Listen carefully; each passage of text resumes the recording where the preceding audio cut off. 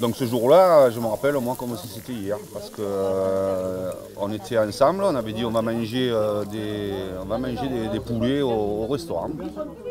Donc nous on s'était installés, vous étiez partis voir une fille, la copine Adeline.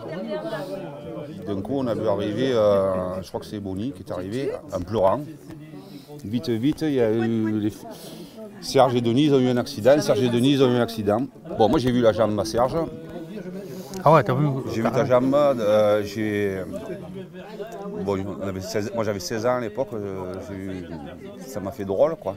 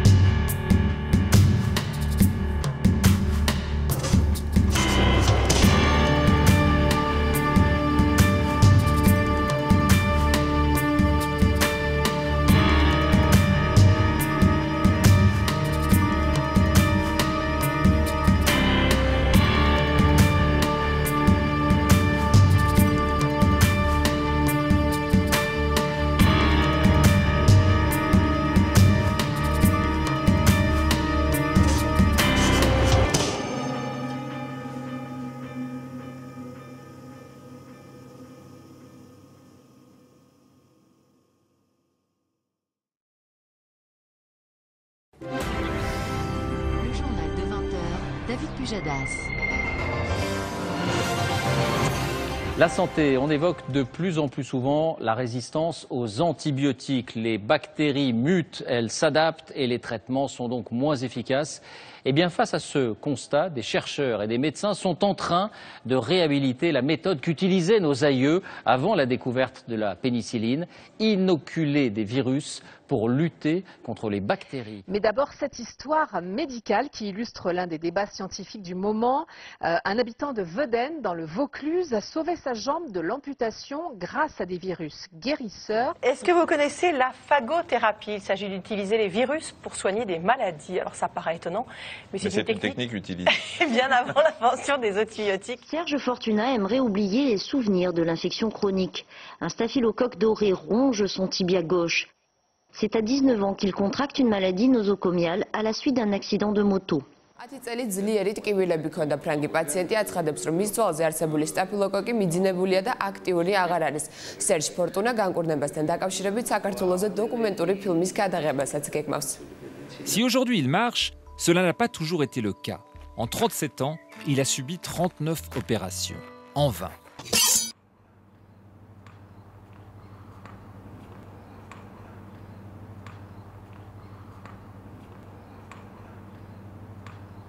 Et donc à Nîmes, on a commencé à faire des curettages et surtout des greffes. Ça a été des souffrances insoutenables pour moi. Maintenant, je ne me sentais plus d'affronter ce genre de souffrance-là, d'autant plus qu'il y avait beaucoup de morphine derrière. Je fais pendant ce temps-là, je fais un infarctus.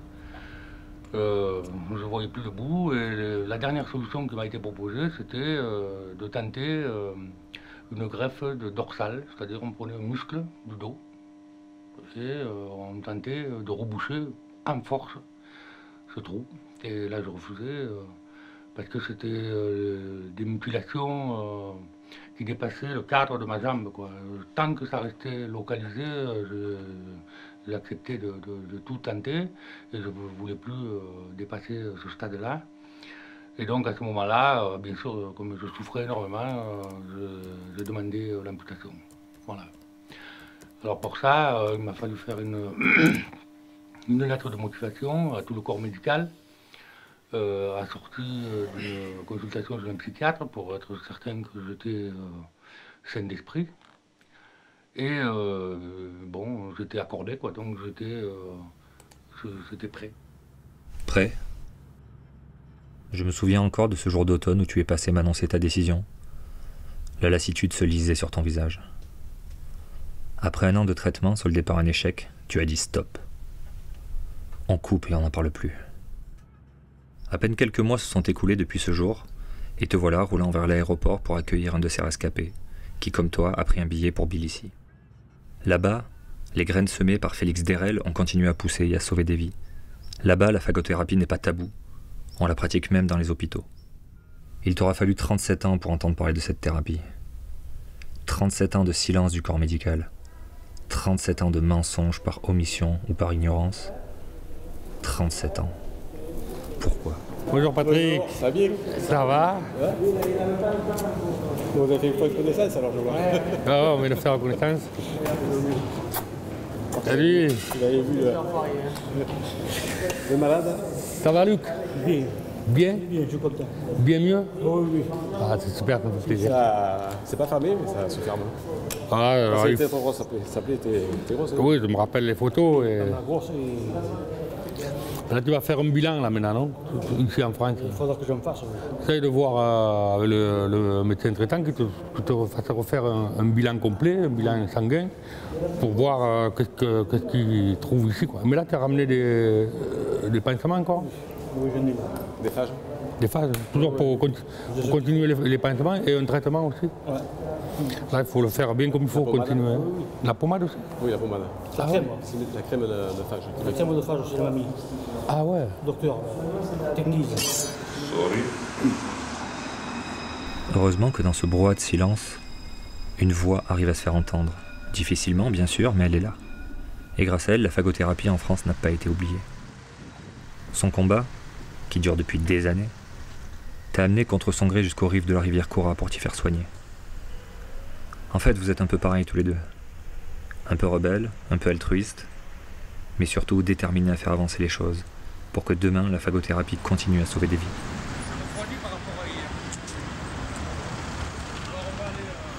Qu'est-ce que vous me conseilleriez de dire ou de faire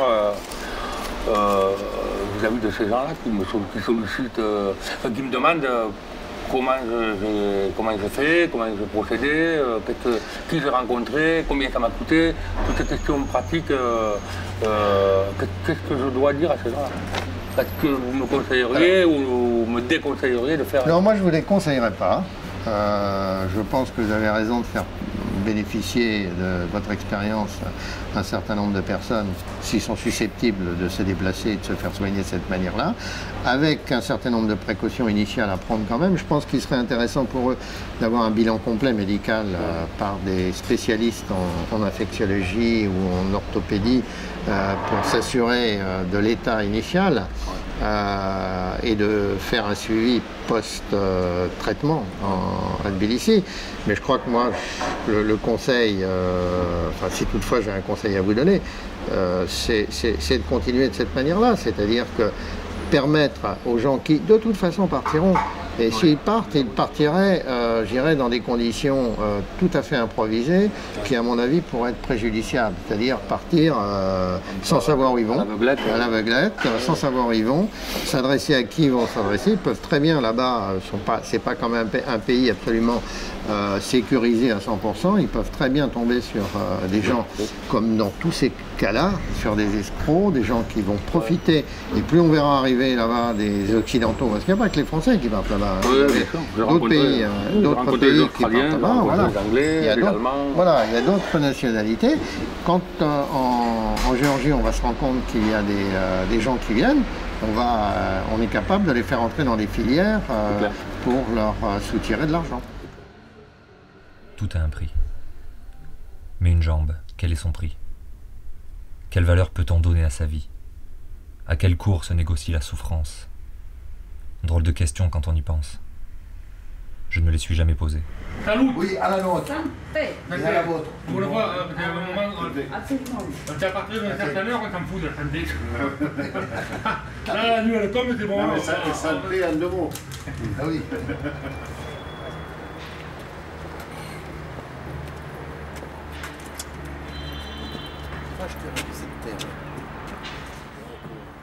Je suis tombé de mon poids lourd, parce que je suis transporteur, et facture ouverte, 14 fragments.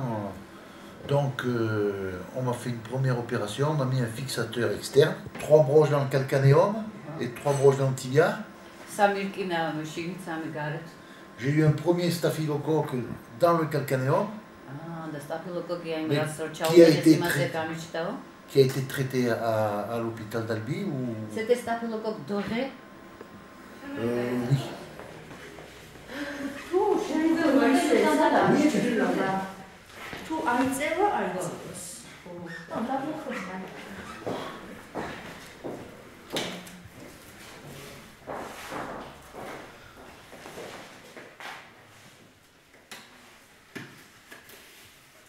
Donc ce matin, ce qui m'a bien fait plaisir, c'est que contrairement à beaucoup de gens qui voulaient m'expertiser pour ma jambe, si ça le reste, déjà que tu défais le pansement, il recule de 10 mètres, comme si c'était le choléra, fait que ce soit contagieux, quoi.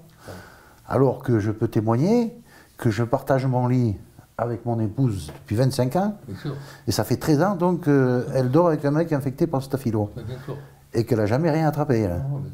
Donc c'est quand même pas le choléra, parce que ça aurait été le choléra, elle l'aurait attrapé. Voilà. Et que, voilà, faut le dire, parce qu'il y a beaucoup de médecins en France, quand ils parlent de staphylocoque doré, ah non mais c'est hallucinant, quoi. Ah oui, non mais t'es pestiféré, quoi. Alors après, quand tu vas en clinique, évidemment, ils sortent les couteaux, les bistouris, les meuleuses. Ils sont prêts. Moyennant monnaie pour te charcuter, quoi. Mais moi, stop, je dis stop, là. 6 fois, c'est bon.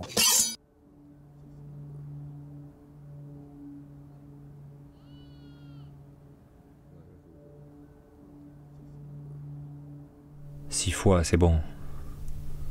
Mais toi, mon Sergio, tu y es passé 39 fois. 39 opérations, 39 anesthésies. Entre curetage et greffe de muscles. Entre salle d'attente et bloc opératoire, entre rééducation et béquilles, et tous ces traitements expérimentaux, lourds, stériles. Plus de la moitié d'une vie foutue en l'air. Interdit pour toi les bains de mer et les parties de foot entre potes. Tu avais bien droit aux places handicapées et aux caisses réservées dans les magasins, mais quand même, on peut toujours se poser cette question. Pourquoi? Là, le bagage, je le récupère à Tbilissi. Voilà. D'accord. Ça, c'est vos cartes d'embarquement. Ok.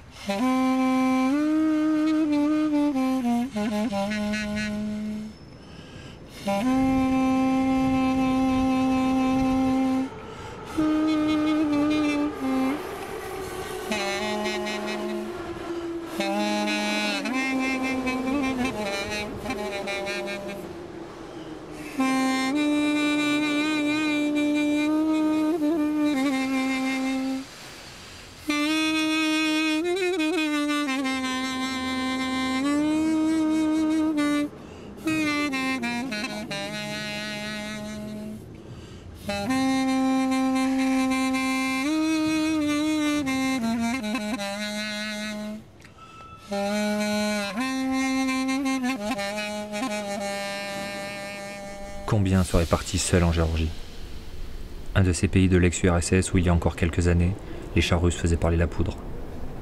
Quelle fois faut-il pour se dire « Allez, j'y vais et on verra bien ». Qui, comme toi, a eu le courage de prendre un billet pour nulle part? Qui? Seulement des gens comme toi qui n'avaient plus d'espoir. Hervé? Tu as débarqué à Tbilissi en 2009? 2009, ouais. Juste après les événements. Voilà, ouais, je devais y aller au moment où il y a eu les événements, donc j'ai dû reporter le voyage, et donc j'y suis allé en février 2009. Ouais. Là, tu as fait les prélèvements? Voilà, exactement. Quand je suis arrivé, elle m'a fait directement les prélèvements. Voilà, et 3 jours après, voilà, une fois qu'il y avait les résultats, voilà, il y avait le protocole et on a lancé le traitement, quoi. Et alors, ça t'a fait quoi comme impression au début? Parce que c'était quoi? C'était directement des... Bon, c'était les phages, quoi? Ouais, voilà, c'était des petites ampoules, voilà. Non, pas de perfusion. Donc c'était les petites ampoules, ouais, comme on connaît, là, fermées à l'ancienne, quoi. Et donc je faisais ça en aérosol. Et voilà, quoi. Alors le truc spécifique c'était le goût qu'avaient les phages, parce que les phages ont un goût quoi, très spécifique, quoi. Donc c'est ce que je retiens le plus presque. Et puis donc voilà, donc j'ai commencé le traitement et là un jour après j'ai commencé à sentir les effets qui étaient quand même assez violents, quoi. Donc 24 heures après, ça a ouais, commencé. voilà, ouais. Donc ils m'ont donné des doses assez fortes. Enfin, un peu trop fortes, moi après je les ai réduits par la suite, quoi. Parce que toi, par rapport à. C'était quoi exactement par rapport à ta pathologie, c'était quoi exactement? Donc en fait, moi j'avais un pseudomonas qui était résistant à tous les antibiotiques, sauf la colimycine, parce que les pseudomonas ne sont pas résistants à la colimycine. Et donc j'étais très infecté, je crachais énormément tous les jours, beaucoup d'expectoration. Voilà. Les bronches, les poumons, je crachais beaucoup. Du coup, je digérais pas bien aussi, puisque l'infection après passe un peu dans l'estomac, enfin dans le système digestif. Et donc j'ai commencé ce traitement, et là c'était des doses très fortes, j'étais très infecté. Donc j'ai eu un gros contre-coup avec un côté asthmatiforme, donc les bronches qui se sont fermées. Ah, ça c'est voilà. vraiment dès que tu as commencé la prise de. Voilà, un jour après, ouais. Au début, pas grand-chose. Puis je pense qu'il a fallu le temps que les phages se multiplient, qui contaminent un peu toutes les bactéries. Et après, à partir de ce moment-là, respiration coupée, saturation en baisse, ça a été assez rude, quoi. Ça a duré 10 jours le traitement en entier, mais pendant 4 jours j'ai été vraiment souffle coupé, voilà, comme ça. Et d'un coup après j'ai réussi à cracher tout ça, quoi. Et après là par contre j'ai eu une saturation en oxygène qui est remontée en flèche, qui a atteint des sommets, quoi, 98, 99, donc c'est vraiment le maximum. Alors que je tournais avant à 92, 93, vraiment maximum pendant des années, quoi. Donc c'est là qu'on a vu vraiment l'effet des phages, quoi. სერჯ ფორტუნა განკურნებასთან დაკავშირებით საქართველოზე დოკუმენტური ფილმის გადაღებასაც გეგმავს.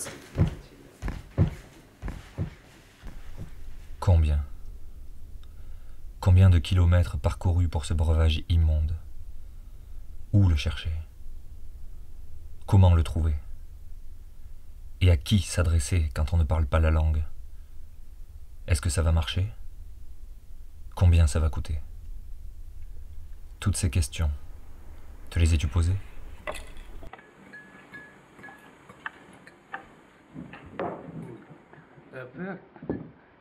I see the phytotherapy center is Arakishvili Lane. It's Arakishvili or Marakishvili? Yes. Marakishvili? We have here? No. Here. Show me please. Eliava. Yes, but it is Adamia, is this one. Okay. Hello, Gamajabat. Therapy center. Yes, but around what subject is it? Staphylococcus. Staphylococcus aureus. Yes, no, it's the tail you talk with doctor. Okay. It is their address.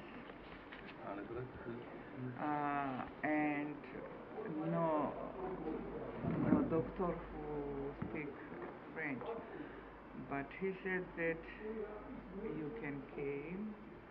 No, at first.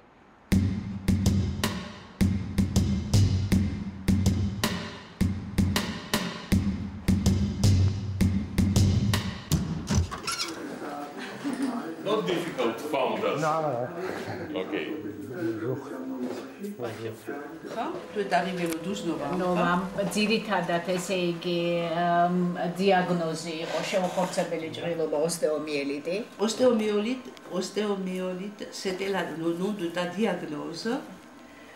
ფაგოთერაპიის ცენტრმა ჩაუტარა შემდეგი სახის გამოკვლევები, ჭრილობის ბაქტერიოლოგიური On a fait des ანალიზი. études dans phagothérapie.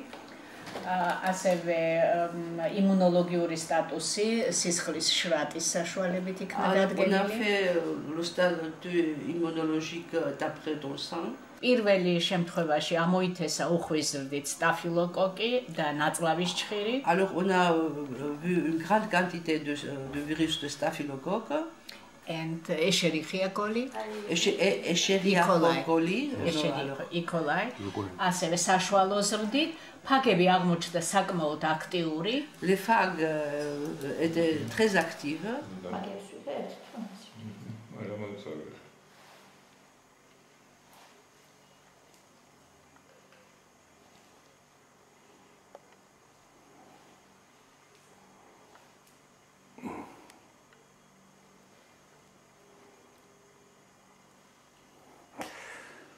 Sorry.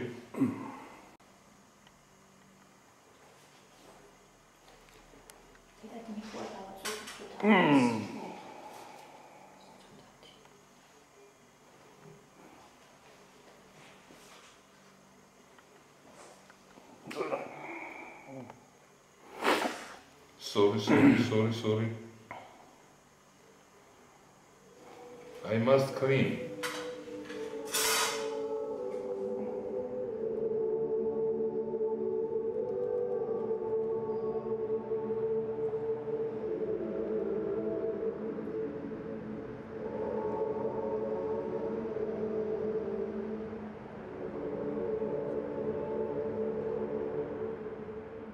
J'ai vu en pharmacie des phages, mais qui ne viennent pas de Eliava. Comment ça se fait qu'il y a d'autres laboratoires qui fabriquent des phages?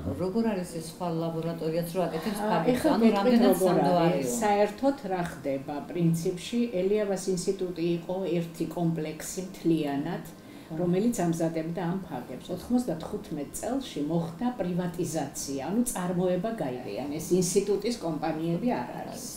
მე ვერ გეტყვით იქ რა დონის არის, მე შემიძლია გითხრათ მხოლოდ რომ ელიავას ინსტიტუტის ფაგები არის სანდო, საიმედო და გრძელდება ის ტრადიცია, რაც ქონდა მას ზოგადად ეხლა.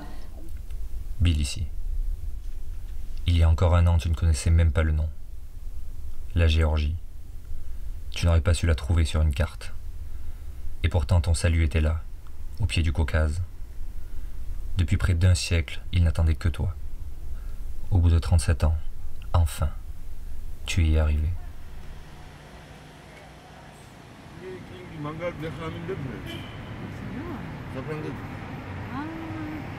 Il fait mauvais encore en France. Mauvais temps. La neige en France.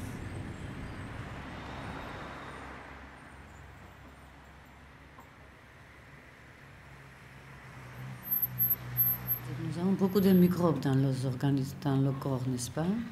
Quand apparaît le mauvais microbe, phage tue ces microbes et les autres restent vivants. C'est-à-dire qu'ils ne détruisent pas le corps, l'organisme.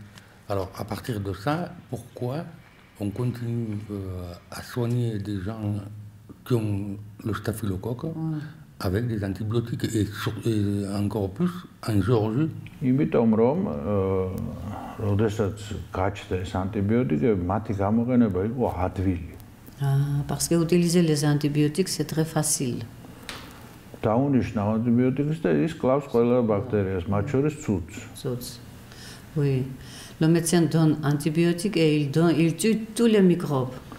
იმ დროს როდესაც ფაგის გამოყენებისთვის საჭიროა განსაზღვრო ჯერ რომელი ბაქტერიაა და მერე იმ ბაქტერიაზე იმოქმედო. ამას რამდენიმე დღე ჭირდება.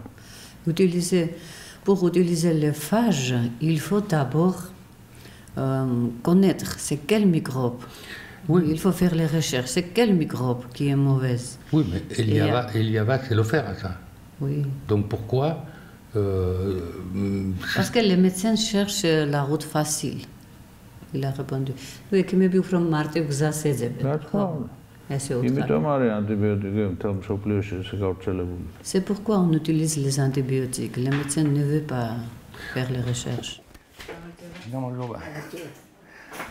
Je voudrais une boîte de staphylocoque.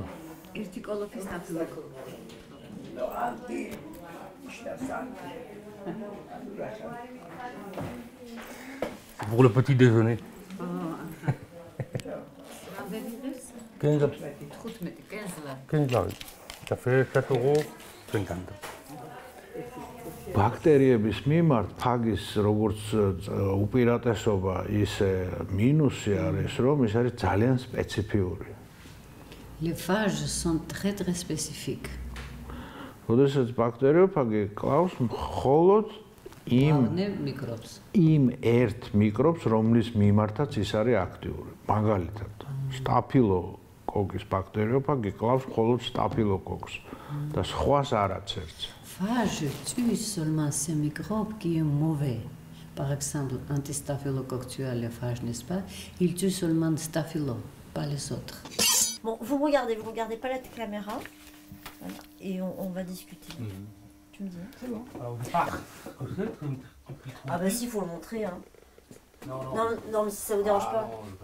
Non, mais comme ça, les gens, ils voient ce que c'est une infection. Parce que vous voyez, staphylocoque doré... Là, c'est plus infecté, ça coule plus.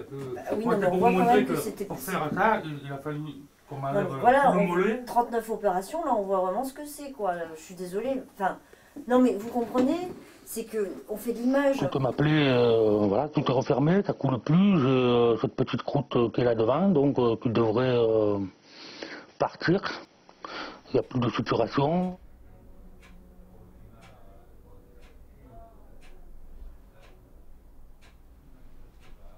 Suis-je guéri? Cette question, tu te la poses depuis des années. À chaque fois que le staff s'est rendormi, tu te l'es posée. Mais à présent, quelle importance? Sur la radio osseuse et sur le scanner, il y a une séquelle on va dire, d'infection osseuse, de ce qu'on appelle une ostéomyélite, mais c'est au stade de séquelle. Il n'y a pas de foyer évolutif, quoi. Il n'y a pas de foyer évolutif, hein. Bon, il y a une cicatrice sur l'os. La cicatrice, c'est celle qu'on voit là, sur le côté, là. C'est une cicatrice, hein. Mais ça, c'est normal.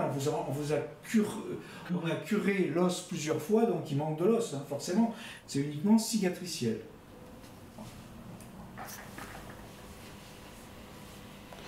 Bon, ça fait pas top modèle, mais médicalement, c'est correct. Hein, c'est correct. Il y a même plus d'infection. La dernière fois, je l'ai vu, il persistait. C'était un peu inflammatoire. Mais alors là, il n'y a plus rien, quoi. Je veux dire, il n'y a aucune odeur qui se dégage. Hein. Je pense que là, vous êtes une bonne rémission clinique, radiologique, biologique.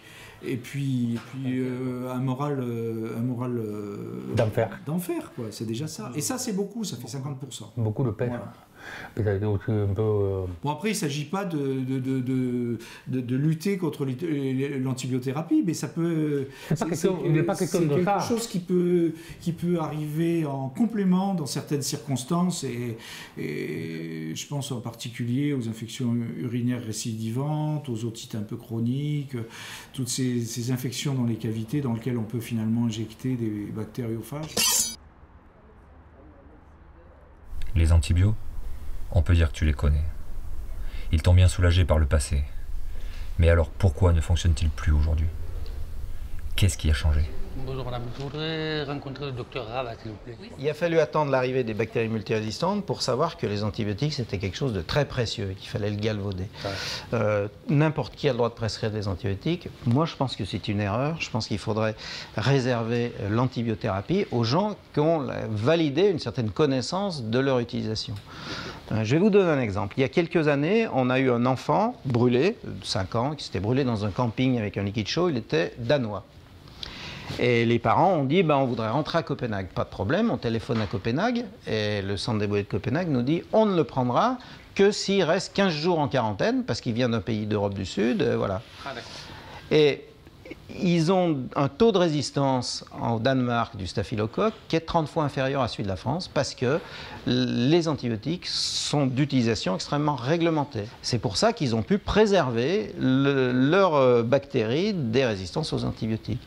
Bien sûr, personne n'est à l'abri des germes importés, personne n'est à l'abri de l'utilisation massive des antibiotiques en agriculture pour faire fabriquer de la viande, parce que c'est comme ça que ça marche. Nous, quand on utilise 200 kg d'antibiotiques, l'industrie agroalimentaire en utilise 200 tonnes, quoi, pour vous donner une idée des proportions. Donc les germes qu'on trouve dans l'environnement sont résistants aux antibiotiques. En fait, tu as eu de la chance, si l'on peut dire. Toi, au moins, tu as rencontré la phagothérapie. Mais combien sont-ils à ne pas savoir? Combien sont pris au piège de la spirale thérapeutique, ballottés entre spécialistes et chirurgiens, inondés de traitements qui ne font que retarder l'échéance? Combien? Bonjour Roger. Bonjour Serge. C'est plus revu. Ouais, t'as raison. Alors? Ça fait bientôt 30 ans. Bientôt 30 ans, oui. J'ai fait une arthrose dégénératrice de l'orteil. Et on m'avait mis une prothèse. Et à la suite de ça, il y a quelques temps, il y a environ 2 ans, il m'est sorti une grosse boule osseuse au niveau de l'articulation. Donc ils ont réalisé cette opération. Faute professionnelle, parce que quand il a ouvert, l'intérieur c'était tout pourri. Donc il fallait amputer l'orteil complet, de façon à stopper le rejet. Le chirurgien s'est acharné. C'est toi qui le dis ou c'est prouvé ça? Faute du chirurgien de prouver, dans la mesure où quand les broches, comme moi là, hein, c'est 2 broches ici. C'est 2 aiguilles quoi? C'est 2 aiguilles, sont sorties. Elles sont sorties de l'orteil. Donc il m'a enlevé la première, mais il a fait ça dans son cabinet. Comme ça la main. Tranquille. Donc il a payé sur la main, tranquille. Quand la deuxième est sortie, ça a pu être pareil. Parce que monsieur était de repos, et il m'a fait rendez-vous 8 jours après. Donc je suis resté 8 jours avec une broche à l'extérieur du pied. Et l'infection est partie de là. Voilà. Et ça fait 1 an que ça dure la plaisanterie. Comme vous, l'antibiotique. C'est quoi comme antibiotique? Dans la skin. En gélule. Ça fait 1 an que j'ai ça. On s'est rendu compte aujourd'hui qu'effectivement, la dalacine n'a rien fait du tout. Au contraire, la situation s'est aggravée. Et maintenant, on va reprendre un nouveau traitement par intraveineuse. C'est-à-dire qu'on va mettre un pack sur la poitrine, dans la poitrine, en intraveineuse, avec une pochette et une pompe qui va m'alimenter 24 heures sur 24. Et ça pendant minimum 3 mois. On est... On va la refaire. Personne. Personne n'a dit action. Action.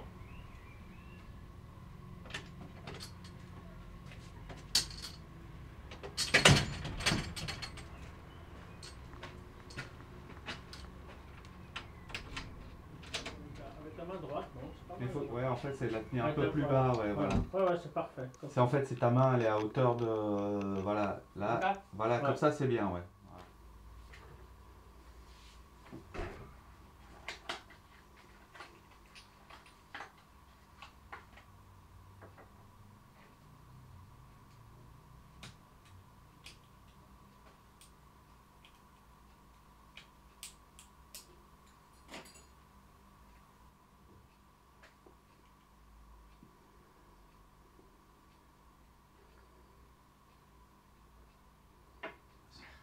Pour commencer, nous allons parler du contenu de cette petite fiole, un curieux médicament oublié durant un demi-siècle dans les méandres de l'histoire. Jusqu'à la fin des années 40, le risque de mourir d'une banale otite ou d'une simple coupure au doigt était bien réel. Le système immunitaire n'est pas toujours capable de faire face aux bactéries qui l'agressent. La découverte puis la généralisation des antibiotiques a tout changé et permis de sauver des millions de vies. Mais on le sait, les bactéries deviennent de plus en plus résistantes, à tel point que la protection fournie par les antibiotiques pourrait bientôt faire figure de parenthèse dans l'histoire de la médecine. Pour les infectiologues, le scénario est effrayant, mais il existe peut-être une parade. Elle vient des pays de l'Est et intrigue de plus en plus de chercheurs. Un reportage de Yannick Tenet et Mario Fossati.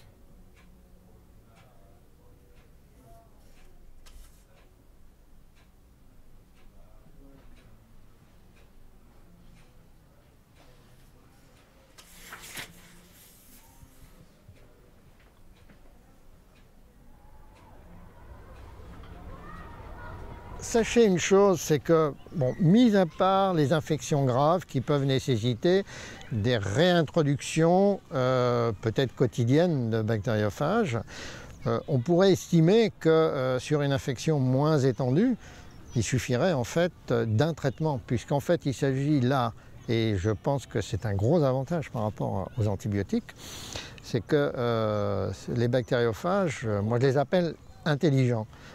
C'est une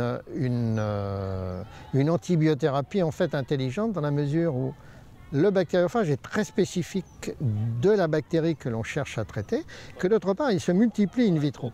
Alors ça c'est radicalement différent des antibiotiques qui eux sont des molécules chimiques qui elles sont éliminées, métabolisées comme l'on dit.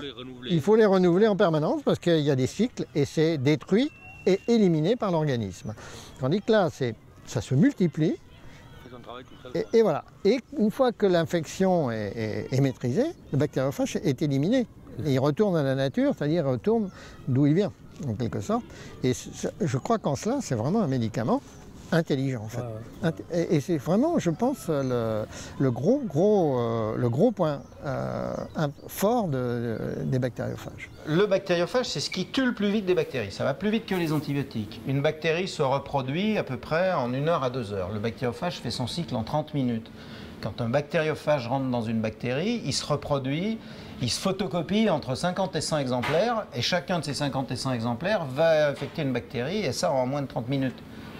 Donc les populations bactériennes s'effondrent très rapidement. C'est pour ça qu'on a été montré que plus il y a de bactéries, plus le bactériophage est efficace. On sait que certaines populations bactériennes vont s'entourer d'un film de protéines ou de sucre, qu'on appelle un biofilm, et qui vont parfois empêcher les antibiotiques d'agir. Le bactériophage vit avec les bactéries depuis 3 millions d'années, il s'affranchit des biofilms. Et c'est aussi pour ça que on n'a pas attendu que les antibiotiques existent pour arriver à traiter les infections. Vous savez que traiter un panari, par exemple un abcès d'un doigt, c'est l'incision, le bistouri du chirurgien, parce qu'on évacue les populations bactériennes, et à ce moment-là, la population bactérienne est tellement petite que les défenses de l'organisme peuvent suffire. Et on peut avoir une approche relativement similaire avec le bactériophage, c'est-à-dire on fait diminuer les populations bactériennes avec le bactériophage, ce qui permet ensuite de donner des antibiotiques et qui vont avoir une efficacité accrue, justement. Pour vous, les phages, la bactériophagie, ce serait une bonne préparation pour les antibiotiques, en fait. C'est une combinaison des deux. Ah oui, non, ça c'est quelque chose. Alors on entend souvent parler d'alternatives. La phagothérapie serait une alternative à l'antibiothérapie. Bon, on peut le voir comme ça dans la mesure où, quand on se trouve devant une impasse, c'est-à-dire qu'on n'a aucun antibiotique capable d'agir, ce serait une éventuelle possibilité. Mais je pense qu'il serait encore plus intéressant, et on a beaucoup d'arguments aujourd'hui qui permettent de le penser, que l'association des deux est particulièrement favorable. Et moi, je préconiserais l'association antibiotique bactériophage plutôt qu'un changement de l'un pour l'autre. Ce n'est pas deux thérapeutiques contraires et antagonistes, ce sont deux thérapeutiques tout à fait synergiques. Donc on a tout intérêt, à mon sens, à les utiliser simultanément. La phagothérapie a ses limites. Il paraît difficile, sinon impossible, de traiter une tuberculose par le bactériophage parce que le bacille de Koch est dans la cellule et le bactériophage n'y rentre pas. De la même manière, une infection à bactéries multirésistantes, si les antibiotiques ne marchent pas, la solution, ce sera seulement le bactériophage. Si on peut faire diminuer les populations bactériennes par le bactériophage, par exemple, il y aura peut-être moins de bactéries à tuer, il faudra peut-être moins d'antibiotiques. Si on peut se passer d'antibiotiques et utiliser le bactériophage, on sait très bien maintenant que si on est capable de diminuer la consommation d'antibiotiques au niveau d'un service hospitalier, les résistances à ces antibiotiques diminuent. Donc on va faire baisser le niveau de résistance des bactéries en utilisant le bactériophage. Donc on a tout à gagner, je pense. Pourquoi? C'est cette question qui me revient sans cesse. Pourquoi des gens meurent-ils tous les jours d'infections nosocomiales?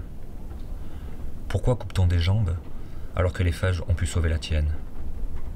Pourquoi la France, qui a vu naître la phagothérapie, ne reconnaît-elle plus son existence? Pourquoi la médecine moderne a-t-elle tourné le dos au bactériophage?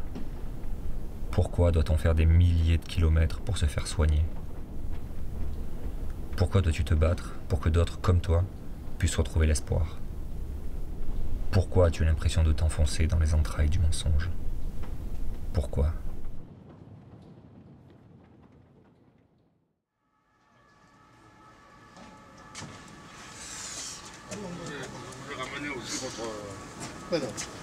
Le bactériophage, qui est la base même de la phagothérapie, c'était un objet dans les années 80 de laboratoire extrêmement connu et qui, moi, m'intriguait beaucoup. C'est un virus de bactéries qui, moi, m'intriguait beaucoup. Et par ce biais-là, j'ai fait la rencontre, je dirais, de la phagothérapie également. L'histoire m'a toujours intéressé et j'ai regardé un peu comment c'était né. Et j'ai vu que la France était le promoteur de la phagothérapie dans les années 20 et qu'il y avait eu toute une tradition française d'abord et mondiale ensuite de la phagothérapie. Donc j'ai recherché ce qui était encore possible de faire Et là, je me suis rendu compte qu'à l'Institut Pasteur, dans les deux que j'ai cités, qu'il était possible de demander des préparations de bactériophages, tout simplement parce qu'ils avaient encore des collections importantes, très importantes, de bactériophages qui leur servaient justement à ces préparations. On a traité comme ça, à partir donc des années 85-86, un certain nombre d'infections ostéo-articulaires, nosocomiales, post-chirurgicales ou post-traumatiques, avec succès. Malheureusement, les deux professeurs que je citais, le professeur François Vieux, professeur François Guillermet, sont partis à la retraite. C'était l'âge d'or de l'antibiothérapie. La phagothérapie était peu utilisée, donc un débit extrêmement réduit, et que par conséquent, on n'a pas remplacé ces deux professeurs partis à la retraite, et toutes les collections de bactériophages ont été mises à la poubelle.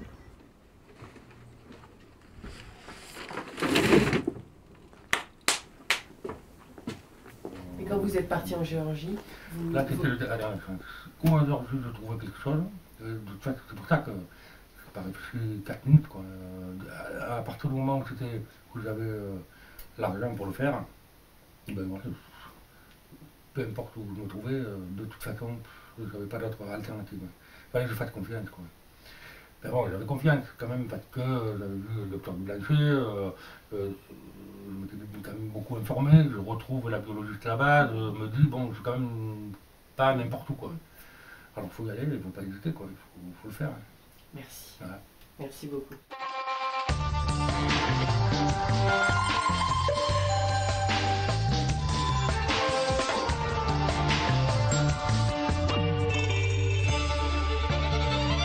Est-ce que vous connaissez la phagothérapie? C'est l'utilisation des virus pour soigner, une technique autorisée à l'Est mais interdite chez nous, employée quand même dans la clandestinité. Ça n'existe pas, il n'y a aucune existence légale jusqu'à ce que la communauté européenne nous autorise à l'utiliser dans le cadre du médicament. Ça veut dire que, comme ça n'existe pas, eh bien, théoriquement on n'a pas le droit de le faire, et au pire, si on le fait, le malade n'est pas remboursé, personne, faut qu'il se le finance lui-même d'abord, et il ne sera pas remboursé. De même que s'il y a un incident, les assurances ne couvriront pas. Donc théoriquement, on n'a pas le droit de le faire. En pratique, rien ne nous interdit de l'utiliser, puisqu'il y a la Convention d'Helsinki qui nous dit que lorsqu'on a épuisé toutes les thérapeutiques reconnues comme étant efficaces sur une pathologie, on est en droit d'utiliser n'importe laquelle qui nous paraît apporter une solution au problème. À titre compassionnel. Voilà, à titre compassionnel. Et jusqu'à présent, les cas qui ont été traités en France, c'est des cas individuels, traités sur le mode compassionnel par des bactériophages que l'on sait procurer de manière inavouable, quoi.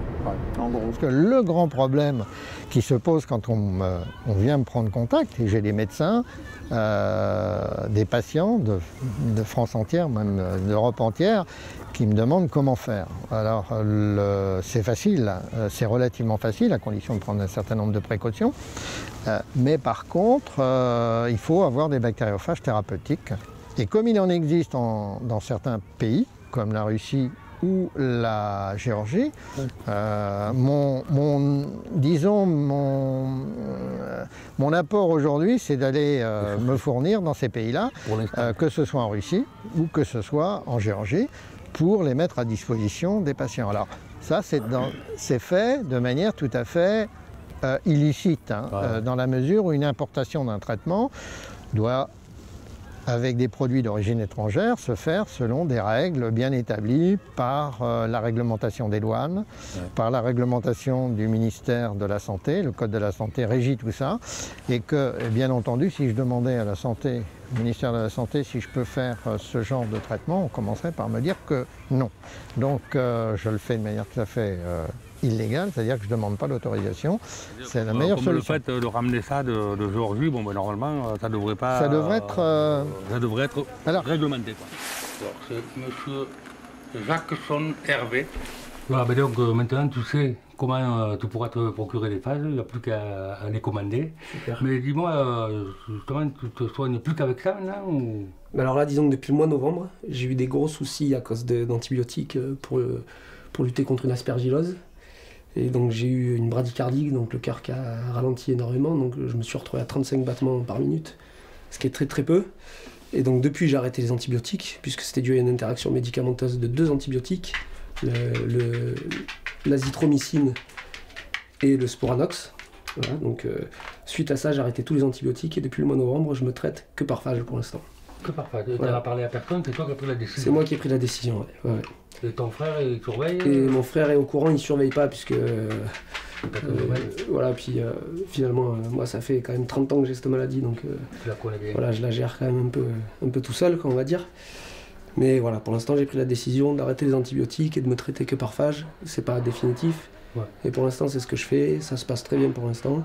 Si on veut se soigner de cette manière, c'est-à-dire en important des produits, je crois qu'il faudra toujours le faire avec au moins un suivi, même si pas l'aval du médecin, au moins un suivi, qu'il soit capable de suspecter s'il se passe quelque chose d'anormal. Ouais.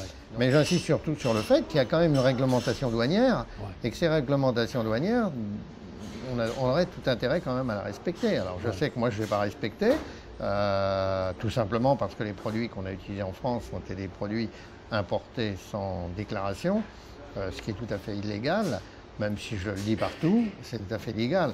Donc je pense qu'il va falloir tôt ou tard, s'il se crée une filière, tout au moins des conseils tels que vous les donnez, je crois qu'il faudrait aussi rentrer dans la réglementation douanière en bonne et due forme. C'est tout à fait possible, hein. C'est très clair, hein. La réglementation est très très claire à ce niveau-là, y compris sur l'importation de médicaments d'origine étrangère. Pour le moment, on peut considérer que ce ne sont pas des médicaments. Ah si. Si, aujourd'hui c'est simple, ça aussi, moi j'avais cru qu'on pouvait dire ça. Oui, à partir du moment où on utilise un produit pour une thérapeutique, c'est forcément un médicament. La réglementation, ça je l'ai posé moi, aussi bien au niveau de l'agence du médicament qu'au niveau du ministère, c'est très clair. C'est nécessairement un médicament.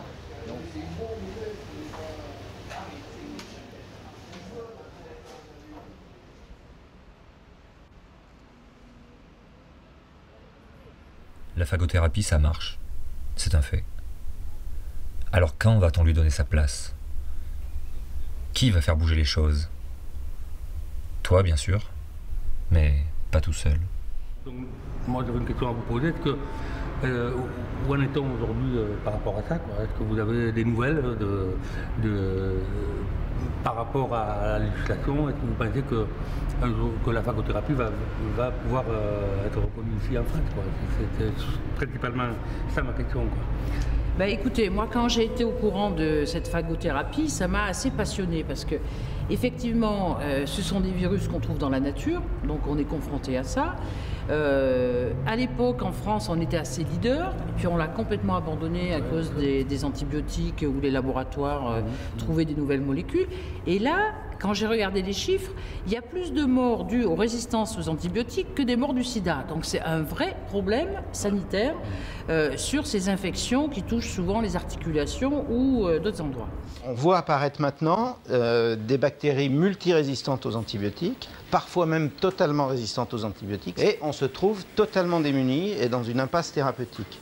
L'industrie pharmaceutique n'est plus capable de nous fabriquer des molécules actives sur ces bactéries hospitalières, parce que ça aura échappé à personne que les laboratoires sont des sociétés commerciales qui attendent la rentabilité du travail qu'ils font. Le bactériophage n'est pas brevetable, c'est la nature qui l'a inventé, ça fait 3 milliards d'années que ça existe, et en plus, c'est très facile à fabriquer, y compris par des pays à bas niveau de vie. Il faut un bouilleur pour faire bouillir des bactéries, pour cultiver des bactéries. Il suffit de mettre le bactériophage correspondant, le bactériophage se développe, ensuite il suffit de filtrer, quoi. C'est assez facile, la technologie est très simple. Donc ils ne peuvent pas breveter le procédé de fabrication parce qu'il n'y a rien de brevetable, et puis le virus, il a été inventé par la nature. Donc le retour sur investissement, à mon avis, il est nul. Donc les grandes sociétés commerciales, probablement, ne pourront pas s'y intéresser. Vous avez eu l'occasion de discuter déjà avec un laboratoire. Alors, vous utilisez du matériel antibiotique, oui, de tel ou tel laboratoire. Oui, oui. Vous ne choisissez pas forcément le laboratoire. Oh ben, ça va vous faire rire, mais quand on discute avec un laboratoire d'antibiothérapie de bactériophage, on a l'impression d'avoir en face de soi une poule qui a trouvé un tournevis. Hein. Parce que maintenant, j'en parle partout. Et je leur posais la question, est-ce que vous connaissez la phagothérapie? Et je m'aperçois qu'il y a plein de gens qui ne connaissent pas. Ouais. Donc, la première des choses, et d'ailleurs, je voudrais organiser un colloque tel que M. Dublanchet l'avait organisé à Paris, je vais l'organiser à Bruxelles, en invitant, bien sûr, tous les députés qui veulent comprendre ce que c'est, mais surtout les gens de la Commission européenne. Oui. Vous voyez, parce qu'ils sont tellement axés sur les lobbies pharmaceutiques qu'ils ne voient plus qu'il peut y avoir des solutions alternatives. Pour déjà informer que ça existe et que ça soigne. Et vous en êtes un exemple typique. C'est un peu voilà, ma mission aussi. Quoi, et puis après, il faut que j'arrive à faire bouger, si vous voulez, le côté institutionnel, le côté statut de la phagothérapie, le côté statut de ces virus, parce que les gens se disent oh, c'est des virus. Oui, mais enfin, on est capable d'avoir une typologie de virus et de trouver les virus qui sont spécifiques à des bactéries particulières. C'est à la fois un problème de business, parce qu'on sent que si ça n'intéresse pas les labos, ça n'intéresse pas le problème de la santé sur le plan européen et mondial, et que en plus, moi, je m'intéresse aux gens, et que ça vous est soigné comme ça. Alors que vous êtes parti de loin et que vous avez subi énormément d'opérations, je me dis, mais c'est incroyable ces blocages. Donc voilà, j'essaie de pousser les portes.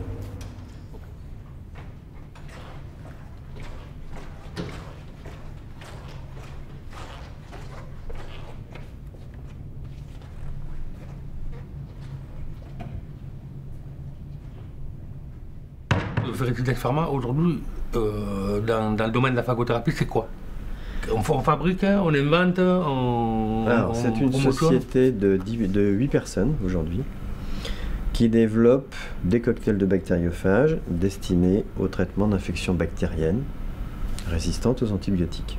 Mais par exemple, là, donc pour le staphylocoque doré, comment vous établissez votre recherche? Alors, en laboratoire, bon, vous ne pouvez pas faire d'essais sur l'humain? Pas encore. On est obligé de respecter le développement d'un produit thérapeutique selon les normes européennes, les normes françaises et les normes européennes. Là, pour le temps, vous n'avez pas d'autorisation spéciale, même pour des cas urgents, quoi? Non. Absolument pas? Non. Est-ce que vous pouvez me dire deux, trois mots de Phagoburn, de ce projet-là? Alors, Phagoburn... Qu'est-ce que ça va être? Qu'est-ce que ce sera? Phagoburn, en fait, c'est un projet d'essai clinique européen, multicentrique, qui implique 7 structures hospitalières, 3 en France, 1 en Suisse et 3 en Belgique, pour évaluer nos 2 premiers produits, donc nos 2 premiers cocktails de bactériophages, l'un contre Escherichia coli, l'autre contre Pseudomonas aeruginosa, pour les infections de la peau, et plus spécifiquement pour les brûlures du 3e degré infectées par ces souches multirésistantes aux antibiotiques, contre lesquelles il n'y a plus rien qui marche. Donc il fallait régler l'entièreté du problème, c'est-à-dire savoir faire reconnaître le bactériophage comme quelque chose de légal, parce que personne nous interdit de l'utiliser, mais personne nous autorise. Jusqu'à présent, les utilisations, comme vous le savez, c'est la Convention d'Helsinki, c'est-à-dire qu'on a le droit d'utiliser ce qu'on veut à partir du moment où tout ce qui est reconnu a échoué. C'est ce qu'on appelle le compassionnel. Là, on n'est pas dans ce cadre-là. Nous, on voudrait que ce soit une thérapeutique de référence. Le problème, c'est que la seule expertise, elle est de l'autre côté du rideau de fer, c'est-à-dire en Géorgie. Et le problème de la Géorgie, c'est qu'ils ne respectent pas nécessairement les bonnes pratiques de pharmaceutique et les bonnes pratiques de laboratoire reconnues dans le monde occidental. Et les études scientifiques, il n'y en a aucune qui correspondent aux critères de sélection des grandes revues scientifiques internationales. Donc il faut qu'on fasse cette étape-là d'abord. Donc c'est pour ça qu'on a monté ce protocole Phagoburn avec plusieurs pays d'Europe pour pouvoir avoir l'imprimature et tous les sacrements reconnus par la communauté européenne. Donc les premières étapes ont été franchies. On est capable de produire des cocktails de bactériophages. On les a testés avec les pansements du commerce, donc on sait que ça fonctionne. On a fait des études animales qui montrent que ce qu'on avait envisagé marche in vivo pour traiter les infections des brûlures. Et puis, dernière étape, l'Europe reconnaît le bactériophage dans le cadre légal, dans le même cadre légal que le médicament. Voilà. Et on en est là maintenant.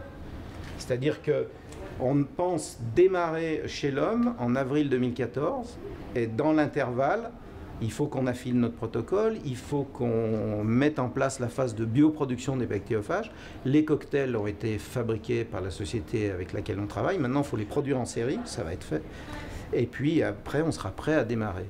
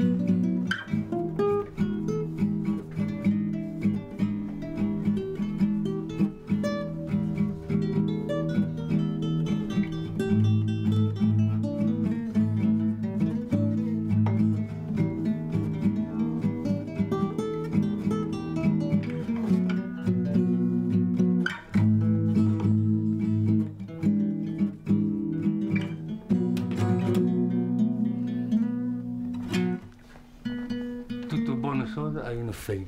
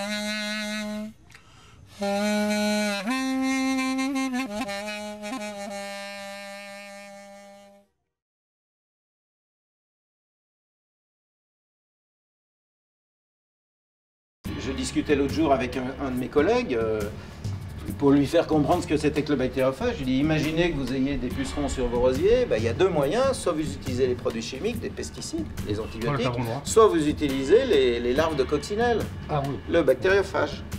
Il y a eu la Deuxième Guerre mondiale qui a fait produire la pénicilline en masse et qui a fait la fortune des grandes firmes pharmaceutiques. Puis après, on a oublié le bactériophage. Oui, le débat, il est pas là. Félix Zérel a montré que le bactériophage marchait. Il a traité l'épidémie de choléra avec le bactériophage. On attend de toute façon d'une réglementation adaptée et d'autorisations possibles dans notre pays. Je pense que le travail que vous faites me paraît particulièrement utile.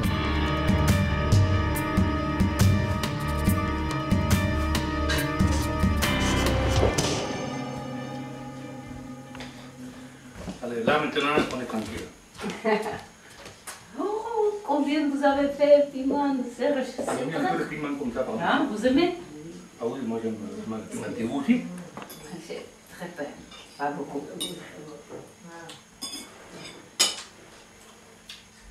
Jaune poudre pour notre amitié. Hein? Amitié entre la France et la Géorgie. Oui, mais vous parlez français, moi non.